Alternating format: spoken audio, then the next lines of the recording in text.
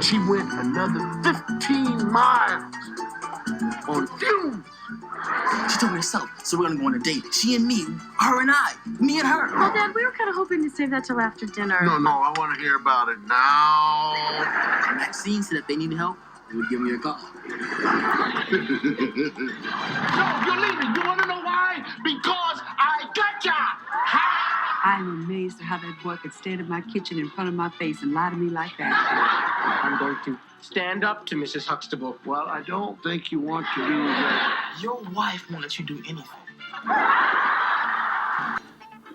Hi, my name is Miriam, and this is the Black TV Show podcast, currently talking about The Cosby Show Season 3. Welcome back to the podcast. This is episode 60, The Cosby Show Season 3, episode 12, Cliff in Charge. The episode aired December 18th, 1986. We do see Felicia in this episode for a quick second, it seems like. And then I think after this episode, we might not see her for a few more episodes because at that point she had her baby Condola. As I said in almost every episode, I'm like, she's covering her baby bump whenever we see her. In this episode, all we see her is her sitting at a table, so of course that covers her baby bump. So the synopsis of this episode is Claire is asked to help plan the celebration that honors the retiree president of Hillman College. While she is gone for 10 days, Cliff has to take care of the house and the children. So basically, Claire gets this letter from Hillman saying that, they're inviting her to be on the board of to plan the celebration for Dr. Haynes, I believe that's his name, which we will meet in the last episode, the season finale of this season, and he is retiring in June. He has worked 53 years. Man, that is a long time. He is in his 80s. That means he really enjoyed his job. He dedicated his life to his career. Because most people retire by the time they're 65, if they're financially good, especially like a president of a university, you think they're financially good. So he really loved his job. So for 53 years, that's a good on him. And so, but then Cliff was like, why didn't they ask me? I'm a I can't remember the exact word, but he's like, he's one of the special students of the school. And Claire was like, I don't think so, but she plays along and says, yeah, you're too big for this role. They didn't want you to upstage the president. And he was like, yeah, I agree with you on that. And so so then also Claire mentions that Anna, who is Cliff's mom, would love to go to Hillman with her to go see Denise, because Denise currently is there studying. And so they're off to Hillman. And so I don't know if this is later in the day or it's the next day, but Russell comes. He is coming to help Cliff take care of the kids because Claire is not there anymore.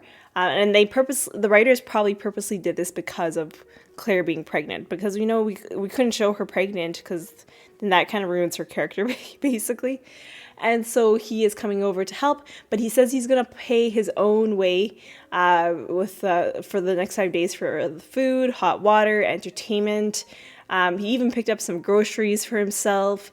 And so then Cliff says, you don't need to do it. Your money is no good here, okay? We're family, basically. Vanessa and Rudy come home from school, and they said, hi, Grandpa, but they ignore Cliff. And Cliff was like, what about me? And they're like, Rudy's like, hi, Dad. And so then Russell got chocolate chip cookies for the kids, and they really, really want them. But Cliff was like, and they're like, please, please, please, please, please. And so he's like, okay, one. And Cliff was like, oh, can I have one? And Russell's like, no, this will turn right to fat. That is so mean, okay? You're letting your grandchildren have cookies, but you will not let your son have cookies? No. Cookies are for everyone. Well, of course, there's a lot of high sugar in there. But, cookies are the best thing about, especially chocolate chip cookies, okay? Sorry, it's very deep with me. I love cookies. It's chocolate chip cookies. I'm thinking of them right now, how good they are. Though, especially the chewy ones, now I kind of want to go get some chocolate chip cookies right now. I digress.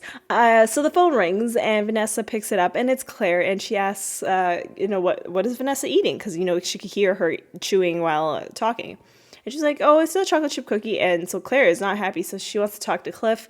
And then Cliff takes the phone, and then apparently Anna takes the phone and asks to talk to Russell. And then Russell tells Cliff that Anna wants to talk to him. So it was basically back and forth. And then finally it ends up Russell having to talk to Anna. And while this is happening, Cliff starts eating some of the cookies. He's like, I don't care what my father said. I'm going to have some cookies. So it's nighttime. So Russell's reading a newspaper, and he's reading the obituaries. And I just butchered that word. I don't know why I couldn't say that. Which is about, all the people that passed away. And apparently he does this all the time. I guess he's reading it just to see if some of his friends are in there. I guess once you get to a particular age, you want to know. Most of the people that are dying are usually your friends, unfortunately. But it's very random. And even Cliff was like, you do this all the time? And he's like, yeah, all the time at home. And so the phone rings. And it's a lady for Theo. But the person laughs and then hangs up the phone. And Cliff was he asked that person for a name and a message, and they just hanged up on him. And Russell says, I got a few of those other calls from other ladies too, and they called him a dog, and they laughed. And so Theo comes home from wrestling practice, and Theo is confused by the messages that Russell gave him in terms of the phone calls that he got. And when he realized that Russell says, they were girls, he's like, who is it? Who are these girls? And then Russell's like, I don't know. They never left their names. And Theo says, something strange is going on. So, and Russell says, yeah, it might be that you're becoming a Huxtable man. It's coming out of you.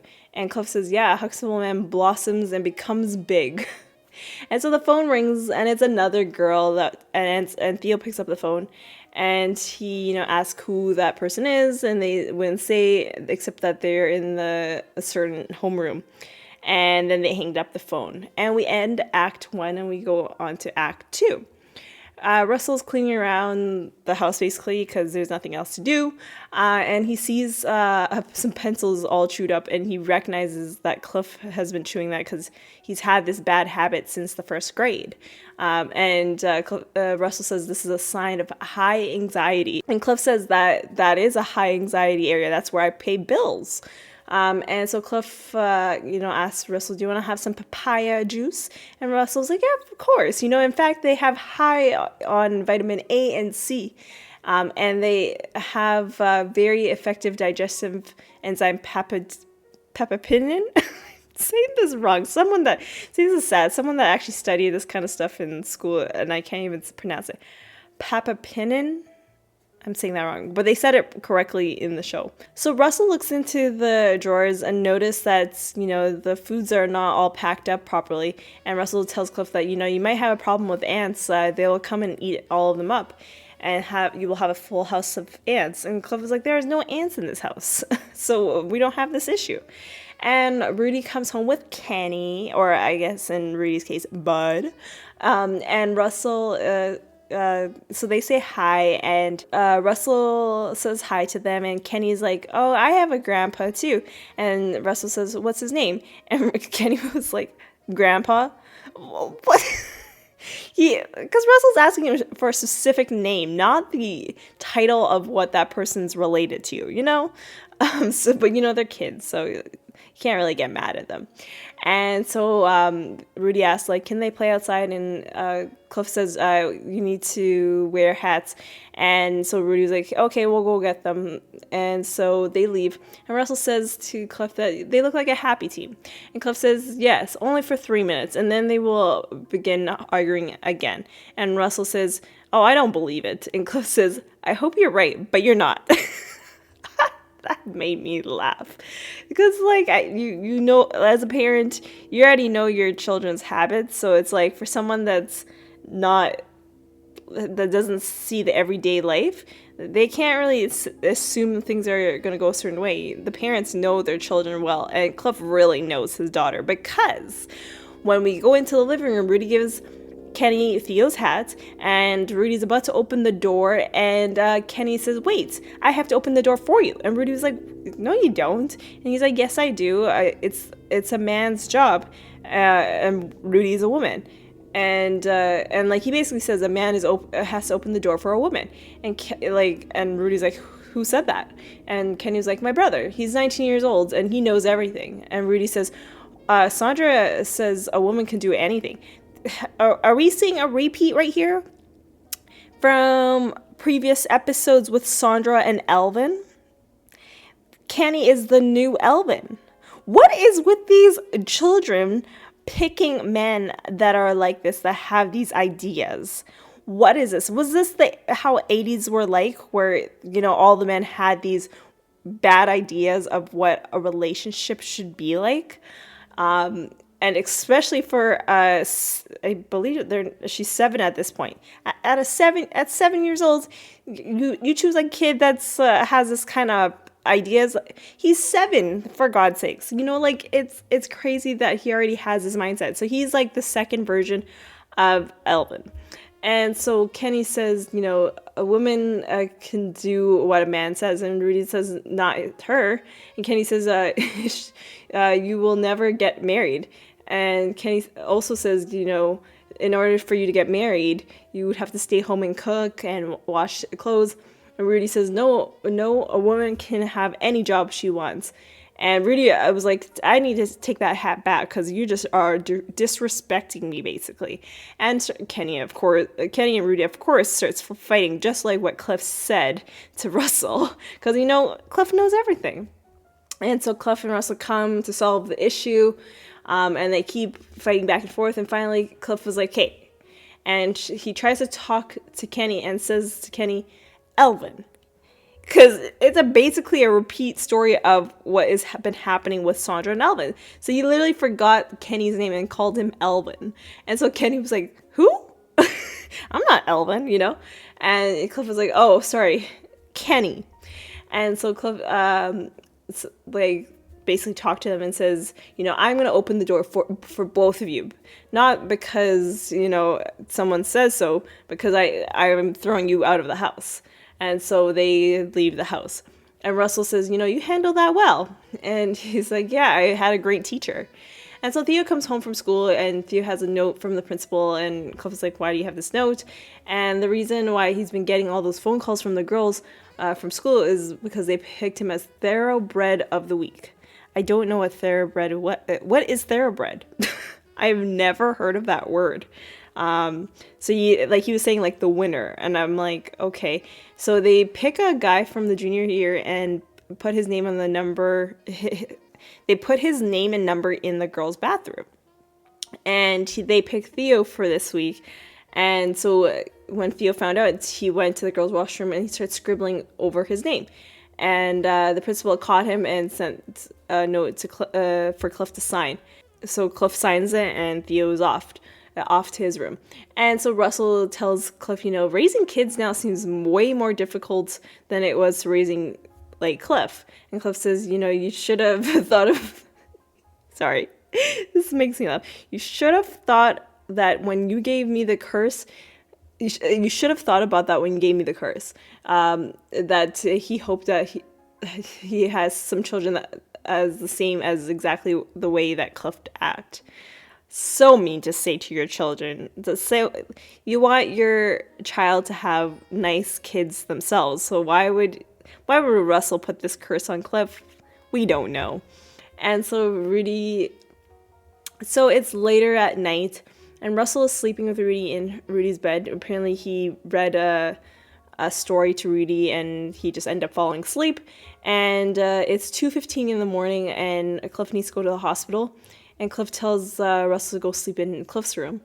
And so Russell is able to go there. And Russell's seeing how hard Cliff's life is, where he has to be up half the night to go to work and at the same time raising these kids. And so it's the next day, and he's home at 11 a.m. Cliff, all he wants to do is take a nap on the couch. And Cliff says that, and he can't go to bed because he has to go back to the hospital soon for another delivery. And so Vanessa and Theo come home So Cliff goes to the couch to rest, and Russell goes to get a blanket for them, and so Vanessa and Theo come home from somewhere, I'm not sure, and they come home and they were supposed to go shopping, but Russell tells them that you got to forget that, your dad is tired. And Russell talks to them about, at his age, when he was their age, he had to go chop wood to heat up the house. And Theo doesn't understand what is the point of him telling this story. Russell is saying the point is that he's trying to get children to be more helpful with parents, help around the house. So Theo and Vanessa decide to go and do their homework, and they leave. And Russell puts a blanket on Cliff, and Russell doesn't realize how much activities happens in this house. And Russell decides to say, he's very proud of Cliff raising his kids. And so Cliff asked Russell to tell the story. And I just realized I skipped over. So basically, the night before, the reason why Russell was stuck with Rudy was because he told a story about a bear and a wolf. And when Cliff found out, he was like, wait, I wanted to hear that story. Because apparently this is probably his childhood story that his dad used to tell him. And so now we fast forward to this point where, Cliff asked Russell to just tell him the story. And so he starts telling the story. But of course the phone rings because there's a pregnant lady ready to go into labor. And Russell was like, oh, you actually have to go. And Cliff was like, yeah, I have to go. And Russell says, I'll give you a ride. And at the same time, I will finish the story. And he finishes the story and the episode ends right there. So we had 2 guest stars on this episode. We had Earl Hyman, who plays Russell, of course, and Dion Richmond, who plays Kenny. And the lesson for this episode is parenting is hard work. So the question I have for this episode is, what is your favorite childhood story? Since, Cliff, still as the age that he was at, he enjoyed hearing his father talk about one of his favorite childhood stories. So I decided that would be the question for this episode. So let me know, what is your favorite childhood story using the hashtag CliffInCharge. And we haven't done this in a long, long time. So we will do it for this episode, which is Black Show of the Week. I wish there was more sound effects to this. But for this week, I decided to choose The Proud Family. So instead of a normal just sitcom and all that, I chose an animation show because I fell in love with The Proud Family when I was a child. When in Canada, we didn't have at the time we didn't have Disney Channel. We now have Disney Channel as it is at this point in time, but back in the day we didn't. So it was on a channel called Family, and so I was able to watch it every day. So the show aired between September 15th, 2001 to August 19th, 2005. There's only 2 seasons, so they really spread it apart throughout the 4 years. And so basically the synopsis of the show is 14-year-old Penny Proud is growing up. She is trying to gain her independence and faces typical teenage experience in junior high. With the help of her parents, Trudy and Oscar, and her grandma, Sugar Mama, Penny faces all sorts of comedic events. So, Penny Proud was voiced by Kyla Pratt. We all know her from everything, I feel like. In terms of films, one of the films that I really know her from was Love and Basketball. She did such a good job on that. And the previous, I think, Black Show of the Week, we did Smart Guy. She was on Smart Guy for a few episodes, actually. So she plays the 14-year-old African-American girl who is usually embarrassed by her father, Oscar.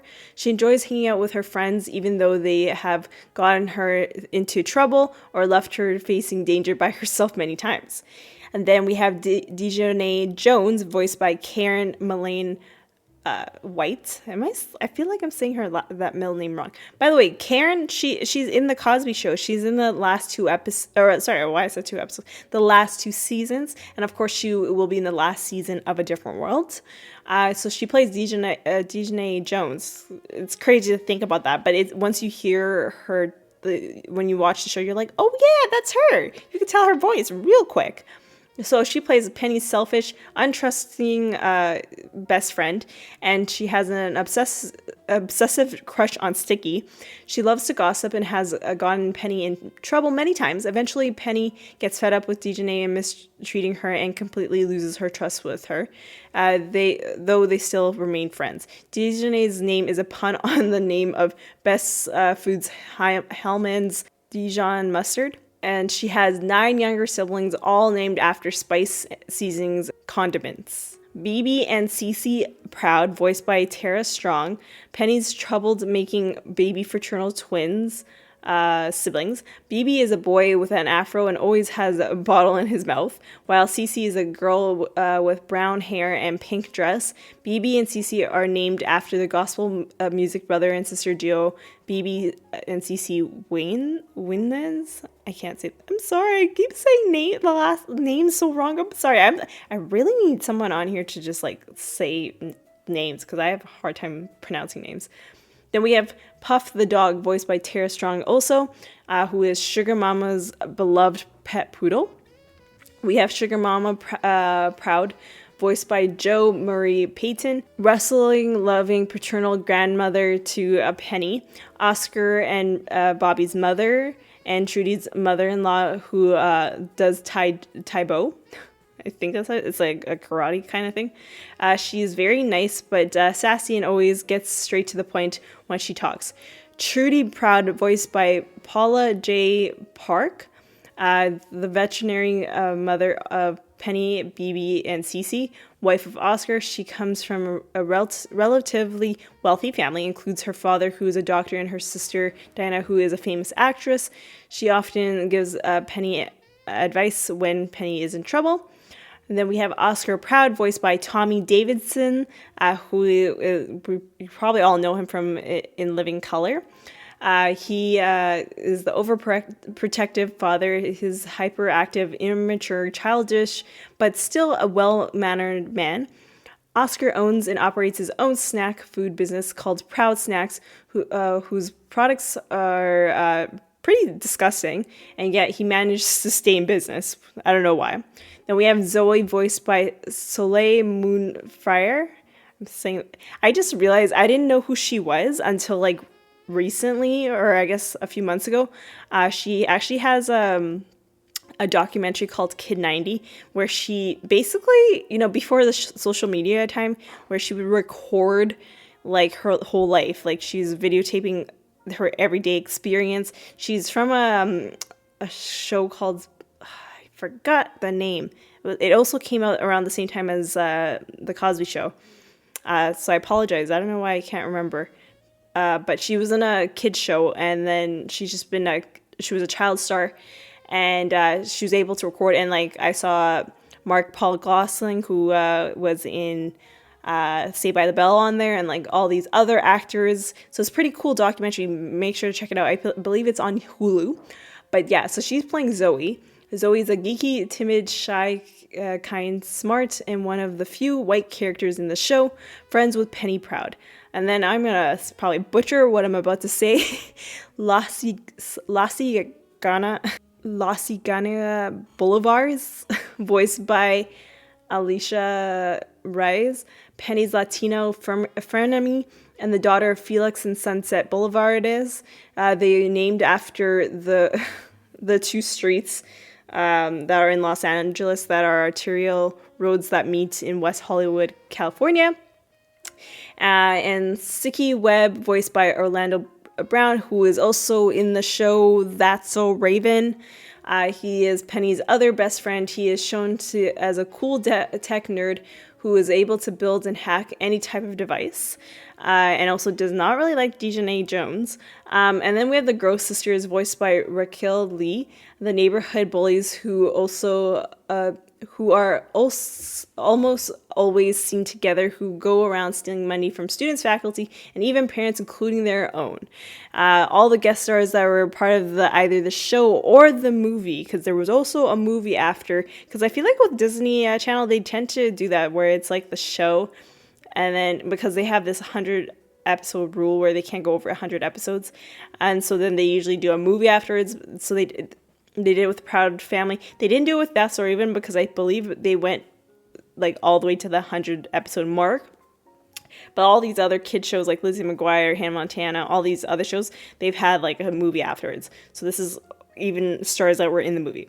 So we had Cedric the Entertainer, Arsenio Hall, Eris Spears, Carlos Mendez, Cree Summer, Ray J, Kel Mitchell, Dorian Wilson, Steve Harvey, Vivica A. Fox, Samuel L. Jackson, Raven Simone, Shia LaBeouf, Big Boy, Sean Robertson, Shar Jackson, Lamont Bentley, Cheryl Lee Ralph, Lil Romeo, or I guess now Romeo, Vanessa Williams, Mos Def, Monique, Solonge Knowles, David Allen Greer, Wendy Raquel Roberts, Cicely Tyson, Anthony Anderson, Gabrielle Union, Kim Whitley, Al Roker, the late great Kobe Bryant, Tisha Campbell, John Witherspoon, Kirk Franklin, Ashanti, Roscoe Lee Brown, Smokey Robertson, Jennifer Lewis, Mariah Carey, Rondo Watts, Alicia Keys, Randy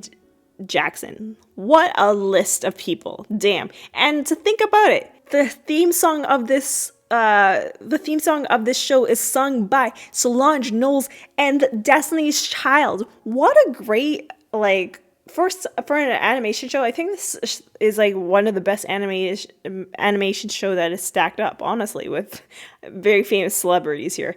And so it's such a great show. They also did a crossover episode with Leo and Stitch in 2005. As I said, they had a TV movie called The Proud Family Movie in 2005.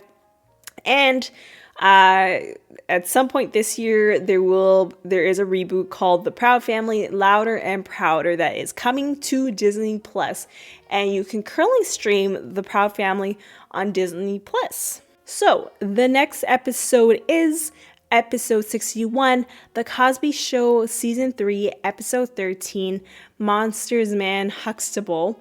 And we will end this podcast off with the theme song of The Proud Family, sung by Solonge Knowles and the Destiny's Child. I will see you all on the next one.